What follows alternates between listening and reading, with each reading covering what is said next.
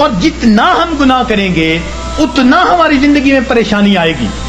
یہ اللہ والے جو گناہوں سے اپنے آپ کو بچا لیتے ہیں اللہ تعالیٰ ان کی زندگی کو سکون عطا فرما دیتا ہے. یاد رکھیے گناہوں کو چھوڑ کر بندے کو ایسے سکون ملتا ہے جیسے کہ بچے کو ماں کی گود میں آ کر سکون مل جایا کرتا ہے. تو گناہوں کو چھوڑ دیجیے. اور گناہ بھی کیا؟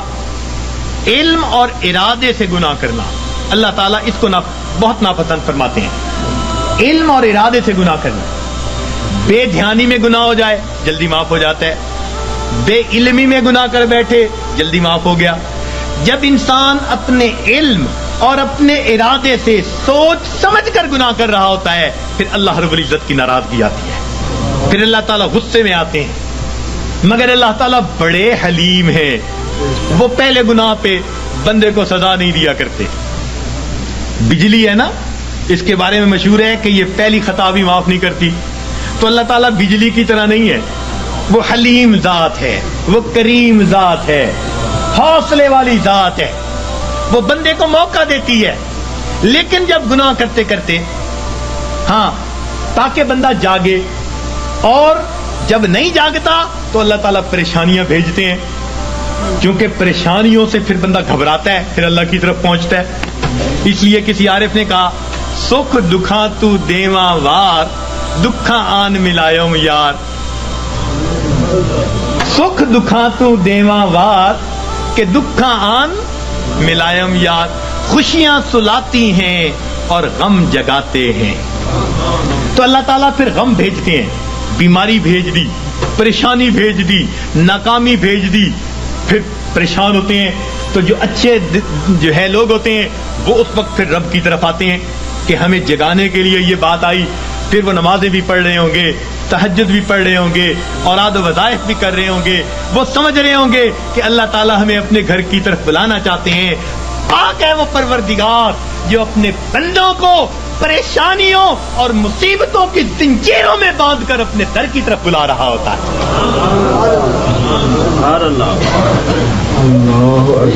تو یہ کس لیے آتے ہیں؟ بندے کو جگانے کے لیے. مگر ہم جاگنے کی بجائے اور گناہ کر رہے ہوتے ہیں.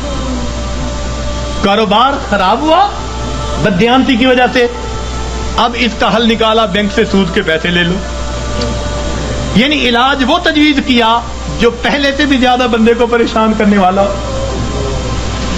تو موٹا اصول یہ ہے کہ اللہ رب العزت کی نافرمانی سے انسان کی زندگی میں پریشانیاں آتی ہیں, مصیبتیں آتی ہیں, ذلتیں آتی ہیں, رسوائیاں آتی ہیں, ناکامیاں آتی ہیں, اور ان کو چھوڑ کر انسان کو دنیا اور آخرت کی سرخروئی نصیب ہو جاتی ہے. تو ہم گناہوں کو چھوڑیں.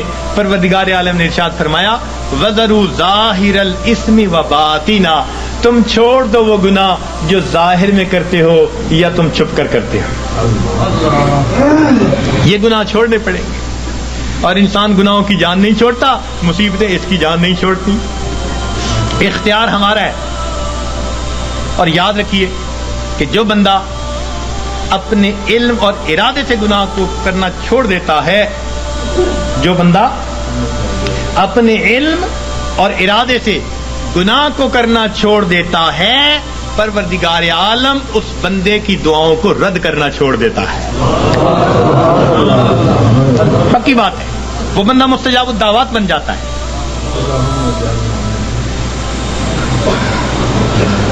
جو بندہ اپنے علم اور ارادے سے گناہ کرنا چھوڑ دیتا ہے, پروردگار عالم اس بندے کی دعاؤں کو رد کرنا چھوڑ دیتا ہے.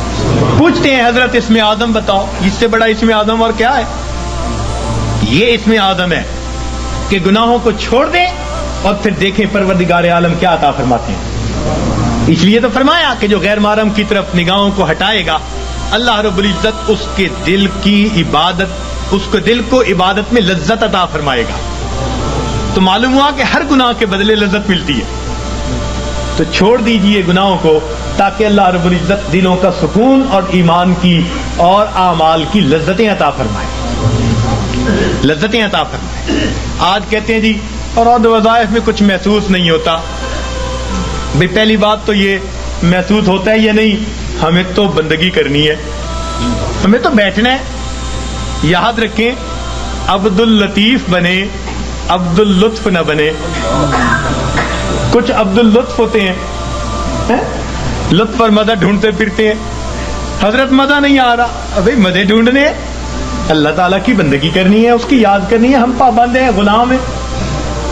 ہاں اگر یاد میں وہ مزہ بھی دے دیتا ہے تو عنایت ہے اس کی، یہ رحم ہے پروردگار کا، یہ طرز ہے اس کریم ذات کا کہ اپنے بندوں کے دلوں کو اور لذتیں عطا فرما دیتا ہے. ورنہ ہم تو پابند ہیں، بندے جو ہوئے تو ہم گناہوں کو کرنا چھوڑ دیں گے، اللہ رب العزت زندگی سے پریشانیوں کو دور کر دیں گے. اب یہاں ایک سوال پیدا ہوتا ہے کہ پریشانی تو نیکوں پر بھی آتی ہے، ان کے تو گناہ نہیں ہوتے. جی ہاں، پریشانی گناہگاروں پر بھی آتی ہے، پریشانی نیکوں پر بھی آتی ہے، مگر دونوں کے اندر فرق ہوتا ہے. اس فرق کو سمجھنے کی ضرورت ہے، اس فرق کو سمجھنے کی ضرورت ہے. نیکوں پر اللہ تعالیٰ اس لیے پریشانیوں کو بھیجتے ہیں کہ ان کو بعد وہ درجات دینا چاہتے ہیں جو اپنی محنت سے وہ حاصل نہ کر سکے. اب پریشانیوں کو بھیج دیا تاکہ اس پریشانی کو وجہ بنا کر اللہ تعالیٰ ان کو قرب کے درجات عطا فرما دے. تو اللہ والوں پر اس لیے پریشانی آتی ہیں ان کو اپنے رب کے قریب کرنے کے. اس لیے حضرت مجدد ثانی رحمۃ اللہ نے فرمایا کہ سالک کی قبض کی کیفیت میں جتنی ترقی ہوتی ہے، صاحب کی حالت میں اتنی ترقی نہیں ہوا کرتی. قبض کی حالت کہتے ہیں جب کیفیات سلب ہو، دل نہ لگ رہا ہو، اور اس وقت بھی انسان اللہ کے در پر لگا ہوا ہو عبادات میں، تو اس وقت بڑی ترقی ہوتی ہے اس کی.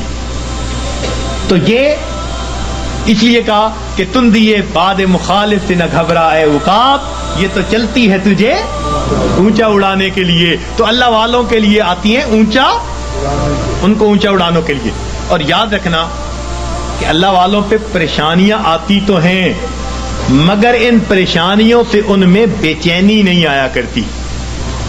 جس کا رب سے تعلق ہے اس کا بے چینی سے تعلق نہیں ہے. یہ یاد رکھنا کہ اللہ والوں پہ یہ پریشانی آتی ہیں مگر ان پر بے چینی نہیں آتی. کبھی کسی اللہ والے کو بے چین نہیں دیکھیں گے، وہ پرسکون ہوں گے. پریشانیاں ہیں، خوف ہے، مصیبتیں ہیں، بیماریاں ہیں، مگر طبیعت پرسکون ہوگی. جیسے شیشے کے کمرے میں کوئی بیٹھا ہوا ہو اور باہر آندھی چل رہی ہو تو وہ جھکڑ دیکھ رہا ہے، آندھی دیکھ رہا ہے، ہوائیں دیکھ رہا ہے، درخت گرتے دیکھ رہا ہے، مگر اس کو محسوس بھی نہیں ہو رہا. اللہ والوں کا بالکل یہ حال ہوتا ہے کہ ان کو یہ پریشانیاں مصیبتیں نظر تو آ رہی ہوتی ہیں مگر یہ ان کے دل پر اثر انداز نہیں ہو رہی ہوتی. ان کا دل پرسکون ہوتا ہے.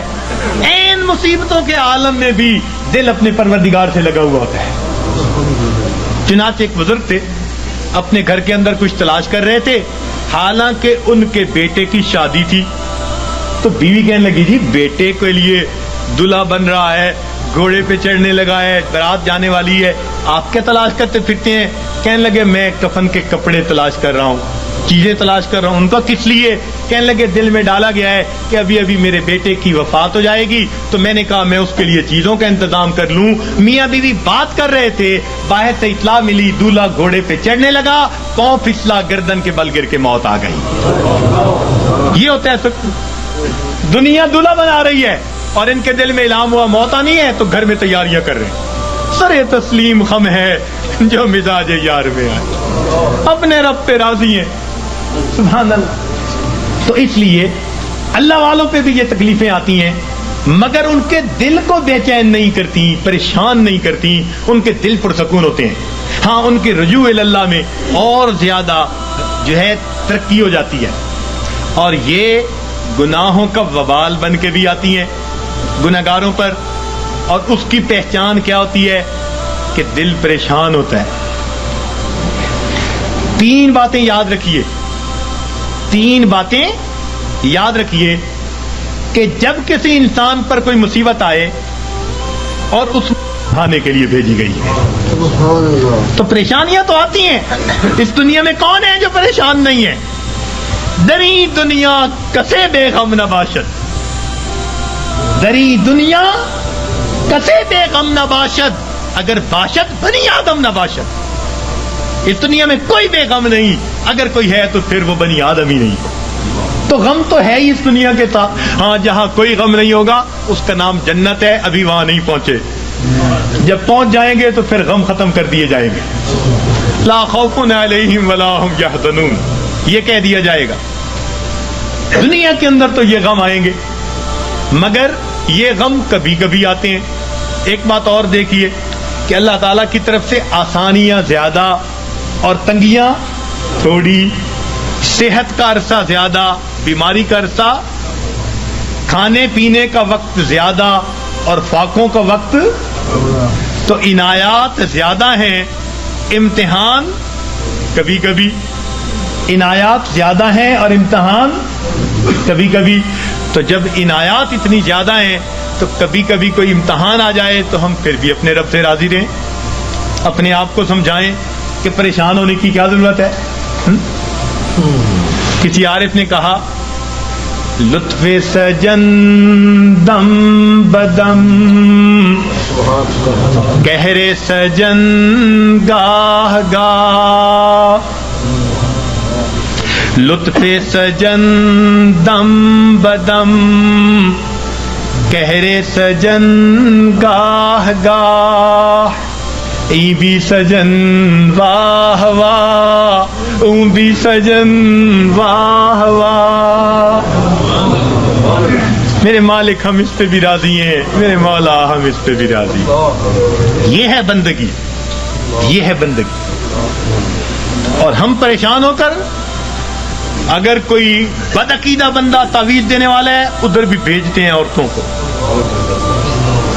عاملوں کے پاس، نجومیوں کے پاس، جادو کرنے والوں کے پاس، کالے علم والوں کے پاس، ایمان گواہ بیٹھتے ہیں، اور بڑے بڑے نمازی اور سالک اور ذکر مراقبہ کرنے والے پریشان ہو کر۔ ہرگز نہیں، پریشانیوں کے اندر کبھی ایسے لوگوں کی طرف نہیں جانا، پریشانی کے وقت میں اپنے پروردگار کے گھر کی طرف آنا ہے، مسجد کی طرف آئیں اور اللہ سے اپنے دل کی بات کہیں، اللہ کے سامنے اپنے دل کا دکھ بیان کریں۔ جب دل کا دکھ اللہ کے سامنے بیان کریں گے تو پروردگار پھر ہماری اس مناجات کو قبول فرما لیں گے۔ تو ہمیں کسی نے پریشان نہیں کیا، ہمیں ہمارے گناہوں نے پریشان کر رکھا ہے۔ ہم دوسروں سے حسد کرتے پھرتے ہیں، فلاں نے کر دیا ہوگا، فلاں نے کر دیا ہوگا، فلاں نے کچھ کر دیا ہوگا، اس نے باندھ دیا ہوگا، اس نے باندھ دیا ہوگا، پتہ نہیں کتنے چھوٹے سے خدا بنائے ہوئے ہیں ہم نے، کسی نے کچھ نہیں باندھا۔ باندھنے والی، کھولنے والی وہ ایک ہی ذات ہے۔ واللہ یقبض ویبسط والیہ ترجع۔ تو ہم اس ذات کی طرف رجوع کریں اور ہماری پریشانیاں اللہ تعالیٰ پھر اس طرح ختم کر دیں گے۔ تو مصیبتیں آتی ہیں، مگر مصیبتیں، پریشانیاں اکثر اوقات گناہوں کے سبب سے آتی ہیں، اس وجہ سے انسان مایوس بن جاتا ہے، اعمال چھوٹ جاتے ہیں، انسان ذکر و سلوک میں پیچھے رہ جاتا ہے۔ اللہ والوں پر جو پریشانی آتی ہیں وہ درجات کو بڑھانے کے لیے آتی ہیں۔ اب یہ ایک بنیادی بات سمجھنے کے بعد یہ بات ذہن میں رکھیے کہ جب کسی بندے کو جگایا جائے اور وہ پھر بھی نہ جاگے تو پھر غصہ آتا ہے۔ گھر میں بھی ماں بچے کو جگائے، باپ بیٹے کو جگائے اور وہ نہ جاگے تو غصہ آتا ہے۔ جب اللہ تعالیٰ بندوں پر پریشانیاں بھیجتے ہیں اور وہ پھر نہیں جاگتے، یہ اللہ تعالیٰ کے غصے کا سبب بنتا ہے، اور پھر اللہ تعالیٰ اس کو دنیا کے اندر عبرت بناتے ہیں۔ فرماتے ہیں اولا یرون انہم یفتنون فی کل عام مرتن او مرتین ثم لا یتوبون ولا هم یذکرون۔ کیا یہ نہیں دیکھتے ہر سال میں ایک دفعہ یا دو دفعہ ان پر مصیبتیں بھیجی جاتی ہیں، پھر بھی توبہ نہیں کرتے، پھر بھی نصیحت نہیں حاصل کرتے۔ تو جب انسان جگانے کے باوجود نہیں جاگتا تو پھر اللہ تعالیٰ اپنے عذاب کا کوڑا بھیجتے ہیں۔ جب انسان گناہوں میں گھر جاتا ہے پھر اللہ تعالیٰ اس پر ہاتھ ڈالتے ہیں، پھر اس کو جہنم کی آگ میں بھیجتے ہیں۔ اس لیے فرمایا بلا من کسب سیئۃ، کیوں نہیں جس نے گناہ کیا، وَأَحَاطَتْ بِهِ خَطِیئَتُهُ، اور اس کی گناہوں نے اس کا احاطہ کر لیا فاولئک اصحاب النار هم فیہا خالدون، یہ ہیں آگ میں بھیجے جانے والے، ڈالے جانے والے جو ہمیشہ ہمیشہ وہاں رہیں گے، کہ گناہوں نے اس کا احاطہ کر لیا۔ تو کبھی کبھی گناہ بندے کو گھیر لیتے ہیں، جھوٹ کی زندگی، جھوٹ کی زندگی، اب غلط تعلق ہے کہیں، بندے بندے کے سامنے جھوٹ بول رہا ہے، پردے ڈالتا پھر رہا ہے، اس کے سامنے جھوٹ، اس کے سامنے جھوٹ، اس کے سامنے جھوٹ۔ حدیث پاک کا مفہوم کہ بندہ جھوٹ بولتے بولتے اتنا جھوٹ بولتا ہے اللہ تعالیٰ فرشتوں کے ذریعے نام اعمال میں کذاب لکھوا دیتے ہیں، جھوٹوں کے دفتر میں نام لکھا جاتا، چھپاتے پھرتے ہیں بندوں سے، پروردگار سے تھوڑا چھپا سکیں گے ان باتوں کو۔ تو کبھی کبھی انسان اپنی بری عادات کو نہیں چھوڑتا اور گناہوں کے اندر گھر جاتا ہے ان کو چھپانے کی خاطر، اور یہی چیز اس کے لیے مصیبت بن جاتی ہے۔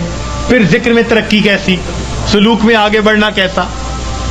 اب کبھی کبھی اوراد و وظائف کر رہے ہیں، ساتھ کبیرہ کبھی مرتکب ہو رہے ہیں، یہ تو ایسا ہی ہوا جیسے گولیاں بھی کھا رہے ہیں اور ساتھ ساتھ زکام کے ہوتے ہوئے برف والا پانی بھی پیتے پھر رہے ہیں، تو زکام کیسے دور ہوگا؟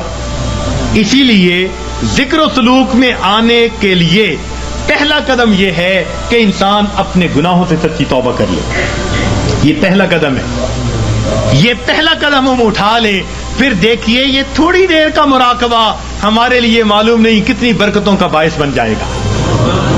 ہم جو کہتے ہیں نا ہوتا کچھ نہیں، ہمارے مشائخ بڑی اللہ، ان حضرات نے اپنے مشائخ جن کی خدمت میں ہم نے اپنا وقت گزارا، ہم نے ان کی توجہات کو دیکھا، میرے دوستوں، میرے مہربانوں، ہمیں تو جو ملا اپنے مشائخ کی توجہ سے ملا، اپنا عمل کچھ نہیں، اپنی محنت کچھ نہیں، 100% اگر کہیں کہ ان کی توجہات سے ملا تو ہم مسجد میں بیٹھ کر بھی سچ بولنے والے ہوں گے، ان کی توجہ سے ملا۔ اور ہم تو ویسے بھی فضلی ہیں کہ ہمارا تعلق ماشاءاللہ خانقاہ فضلیہ سے، تو ظاہر میں بھی فضلی ہیں اور سچی بات ہے ویسے بھی فضلی ہیں، جو ہوا ہے اللہ کا فضل ہی ہوا ہے، اور اب بھی یہاں سے اللہ کا فضل مانگنے ہی آئے بیٹھے ہیں، اللہ کا فضل مانگنے ہی آئے بیٹھے ہیں۔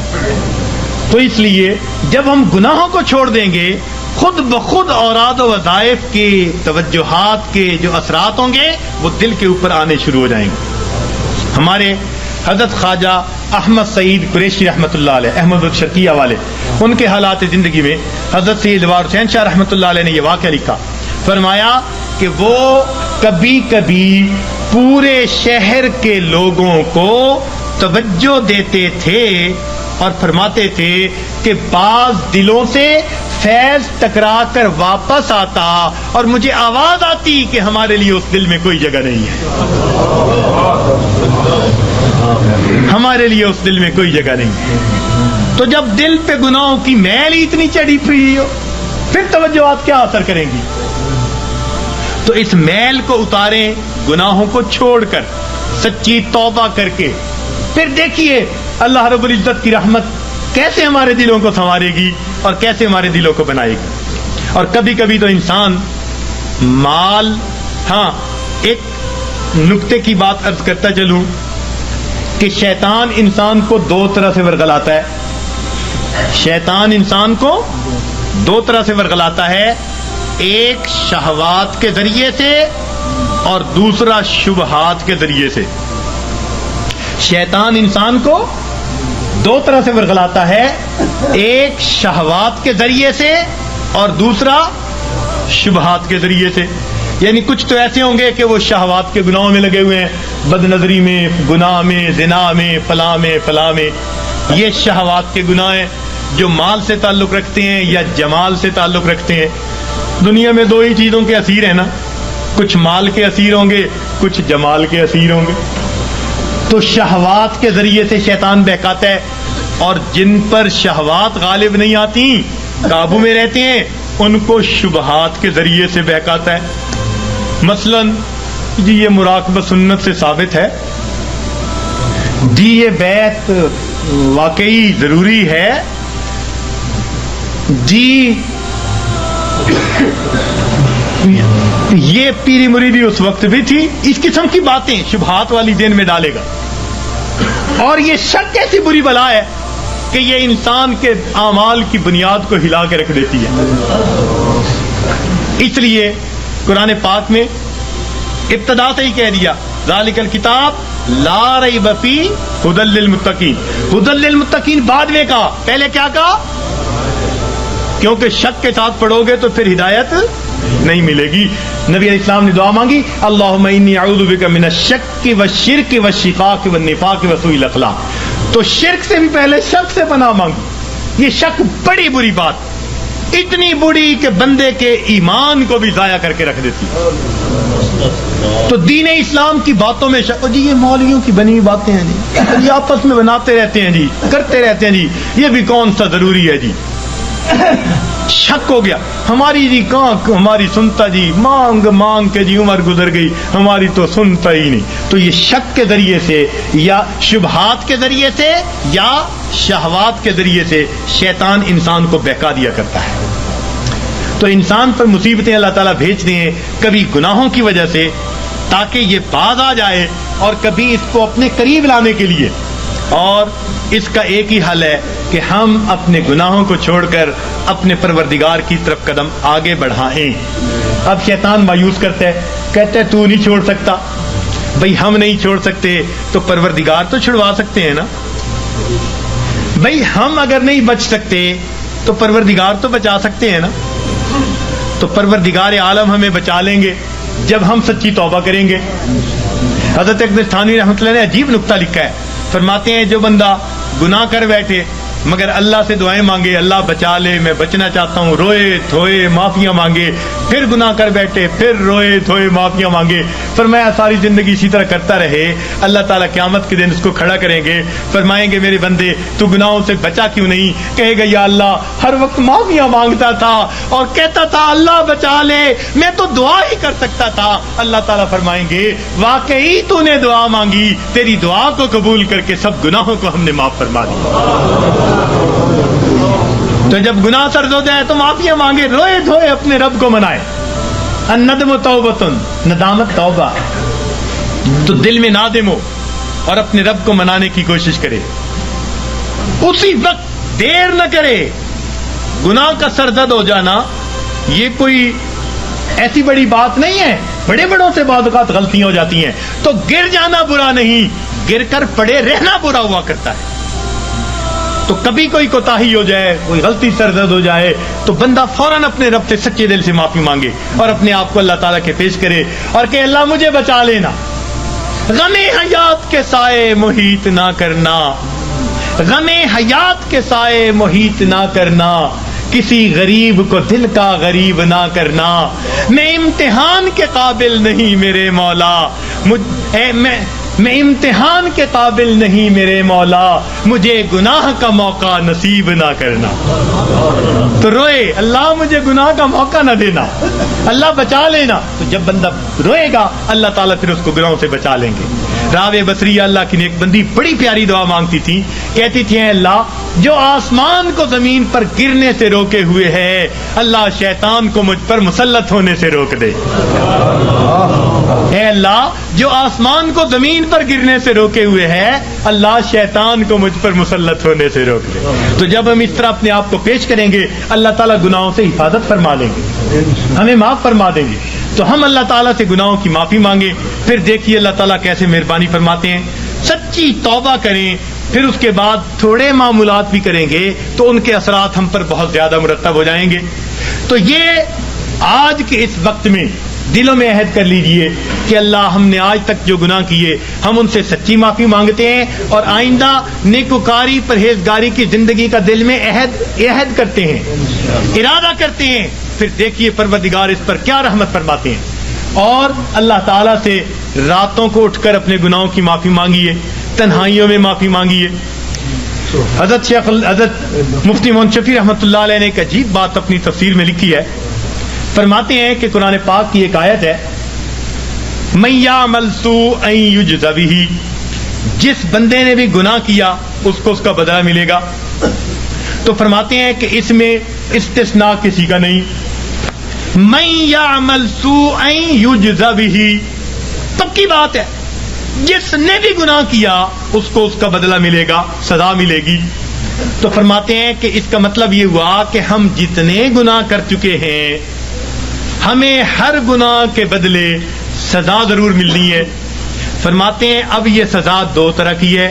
سمجھنے والا نقطہ, اب یہ سزا دو طرح کی ہے.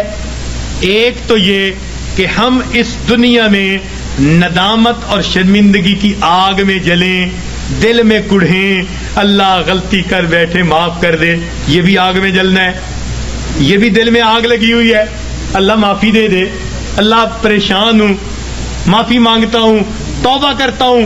فرمایا یا تو یہ بندہ سچی توبہ کے ذریعے دنیا کی ندامت کی آگ میں اپنے آپ کو جلا لے, اگر نہیں تو قیامت کے دن اللہ جہنم کی آگ میں ضرور جلائیں گے. اب ہمارے لیے آسان راستہ یہی ہے کہ دنیا میں ہی معافی مانگے, ہر گناہ کے بدلے معافی. اللہ جو گناہ یاد ہیں ان کی بھی معافی, جو نہیں یاد ہم ان کی بھی معافی مانگتے ہیں. تو اللہ تعالیٰ سے اس کی معافی مانگے, پھر دیکھیے اللہ تعالیٰ کتنے خوش ہوتے ہیں. اور اللہ تعالیٰ تو رحمت کے وعدے فرماتے ہیں. حدیث پاک میں آتا ہے کہ جب شیطان نے بہکانے کے لیے قسمیں کھائیں اور کہا کہ اے اللہ میں تیرے بندوں کو بہکاؤں گا دائیں سے بائیں سے آگے سے پیچھے سے, وَلَا تَجِدُ أَكْثَرَهُمْ شَاكِرِينَ, اللہ یہ اکثر تیرے ناشکرے ہوں گے. تو اس وقت فرشتوں کو بڑی حیرت ہوئی, کہنے لگے اے اللہ اولاد آدم کے لیے تو مشکل بن گئی. پوچھا کیسے؟ اے اللہ یہ شیطان دائیں بائیں آگے پیچھے سے بہکائے گا اور بندوں کے لیے تو کوئی راستہ ہی نہیں بچا. اللہ تعالیٰ نے فرمایا کہ میرے فرشتوں یہ دو سمتوں کو بھول گیا, ایک نیچے کی سمت, ایک اوپر کی سمت. میرا گناہگار بندہ جب اپنے گناہوں پہ پریشان ہو کر میرے در پہ آئے گا اور میرے در پر آ کر ہاتھ پھیلا دے گا, چونکہ ہاتھ اوپر کی سمت کو اٹھیں گے, ابھی اس کے ہاتھ نیچے نہیں جائیں گے, میں اس کے گناہوں کو معاف فرما دوں گا.